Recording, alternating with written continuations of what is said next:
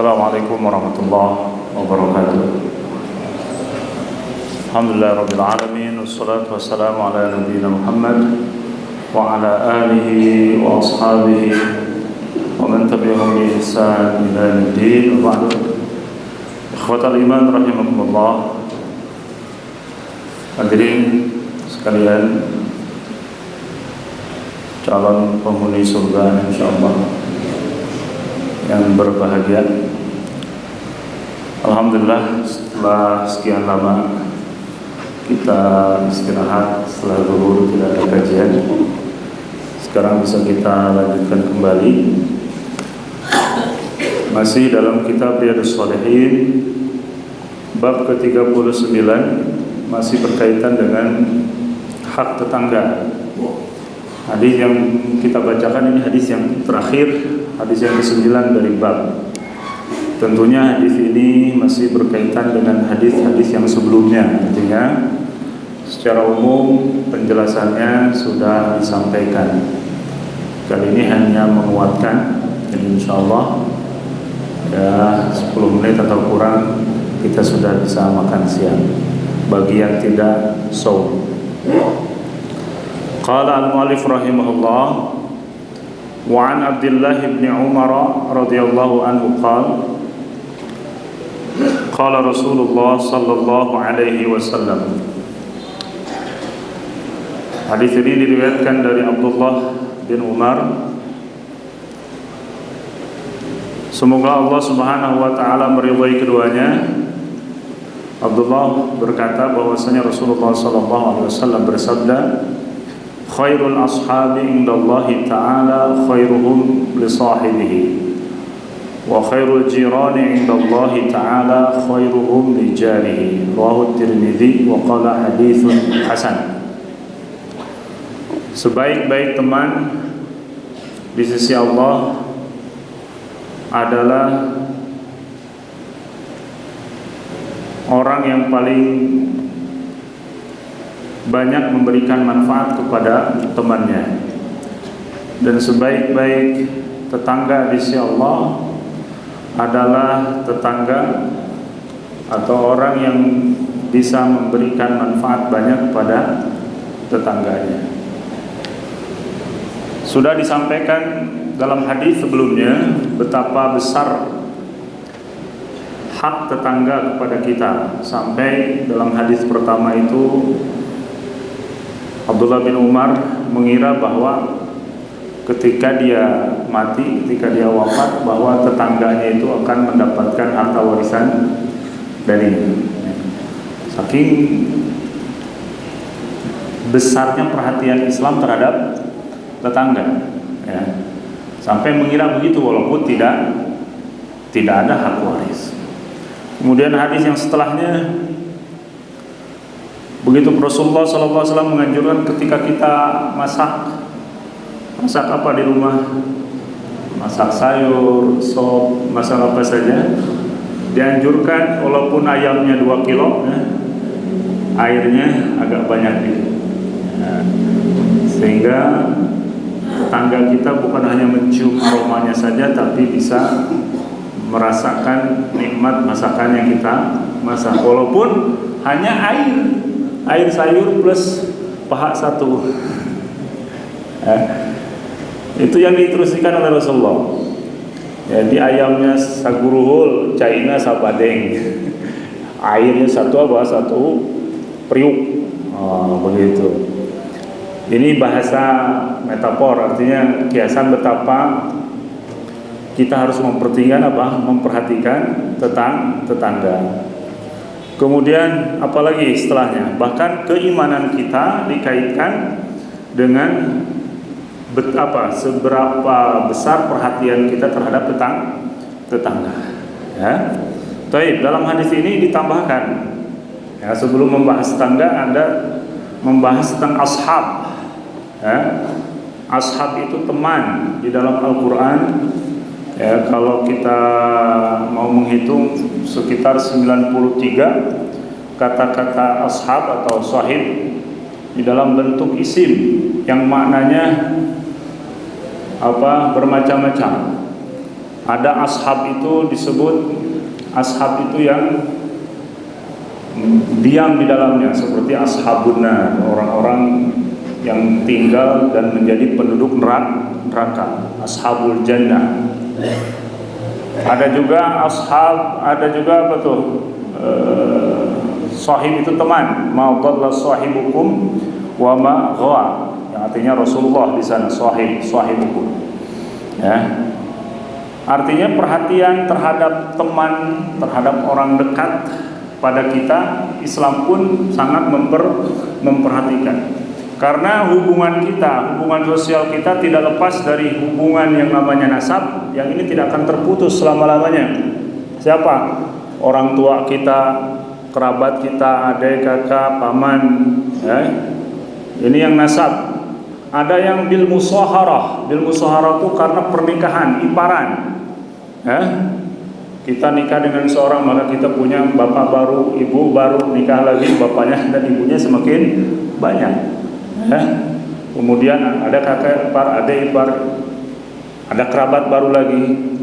Ada yang sifatnya aril, ya, bukan karena pernikahan, bukan karena nasab, tapi karena hubungan dekat kita. Ya, seperti apa? Tetangga dan juga teman. Ini pun adalah seseorang ataupun kelompok yang harus diperhatikan, dan dalam satu ayat Allah Subhanahu wa taala kumpulkan mereka. Dalam surah An-Nisa ayat 36, wa'budullaha wa la tusyriku bihi syai'an.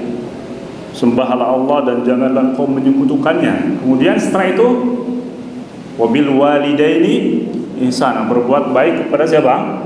Kedua orang tua.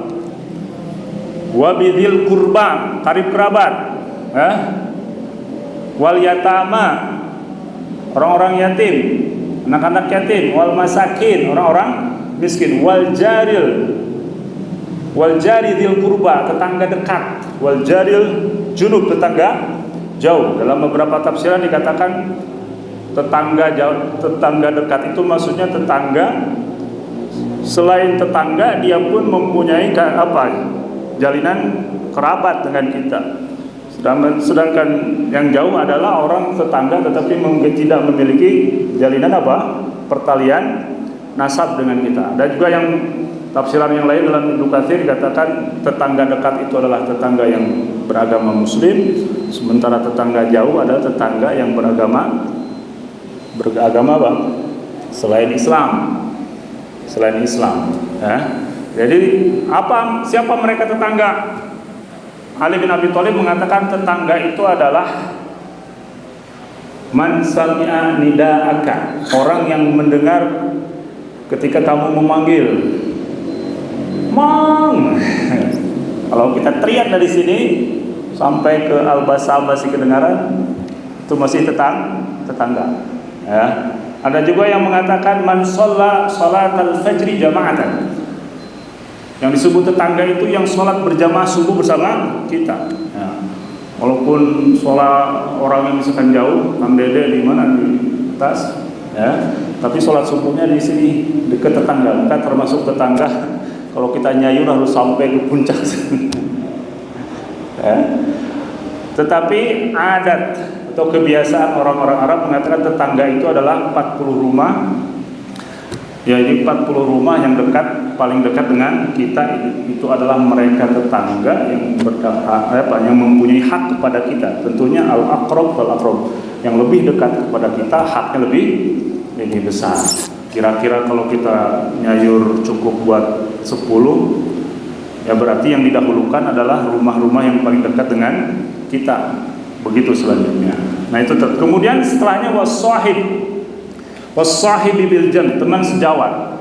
Jadi Allah Subhanahu wa taala ya memberikan perintah kepada kita untuk berbuat baik kepada orang tua, kepada karib kerabat, kepada tetangga dekat, tetangga jauh, miskin, yatim, dan juga teman. Itu dalam satu ayat. Ya, oleh karena itu 3 kira-kira hal yang bisa memperkuat hubungan sosial kita harus kita menyambung, ya.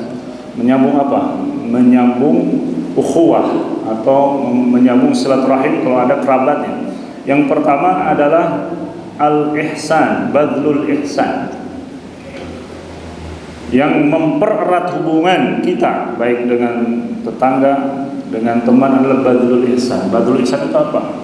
Berusaha memberikan sesuatu manfaat ya, bagi teman ataupun tetangga kita, baik itu perkataan ya, baik itu perbuatan ataupun sifatnya materi kalau kita mampu.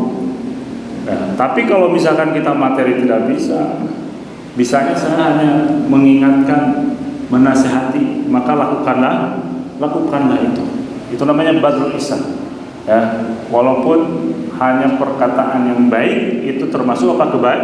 Kebaikan.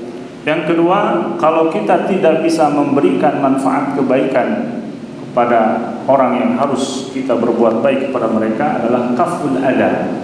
Kalau kita tidak bisa berbuat baik, minimal kita tidak menyakiti. Itu paling level paling rendah ya, hubungan kita dengan orang lain. Kalau kita tidak bisa memberikan manfaat kepada orang lain, minimal kita tidak menyakiti orang lain ya. Dan yang terakhir, ini yang paling susah ya, ihtimalul adza,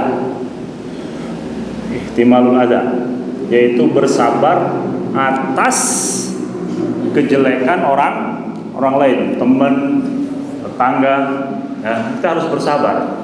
Mencintai, menyayangi itu suatu yang susah, tapi yang lebih susah adalah bersabar untuk menerima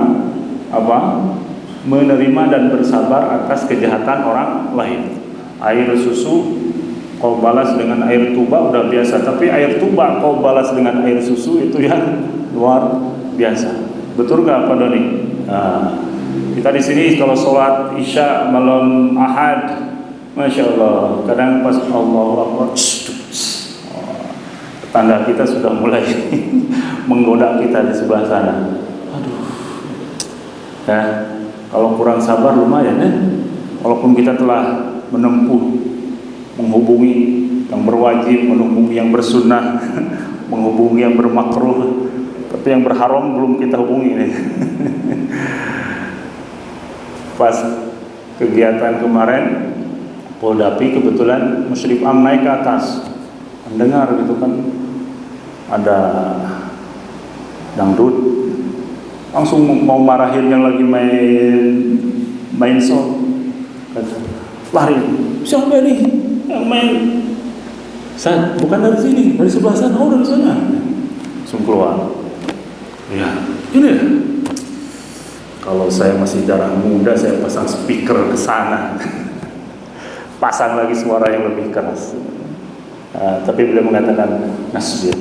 Kita hanya bisa bersabar setelah berdoa kepada Allah Subhanahu wa taala agar diberikan hidayah. Begitulah dalam kehidupan ya, ada 3: berbuat baik kepada orang lain, kemudian menahan agar kita tidak berbuat jelek kepada orang lain, dan yang paling berat adalah bersabar atas kejahatan orang lain. Dengan demikian mudah-mudahan kita termasuk orang-orang yang kuat imannya karena telah menjaga hak-hak para tetangga dan teman-teman yang kita miliki. Subhanallah wa bihamdik, asyhadu an la ilaha illa anta, astaghfiruka wa atubu ilaik. Assalamualaikum warahmatullahi wabarakatuh.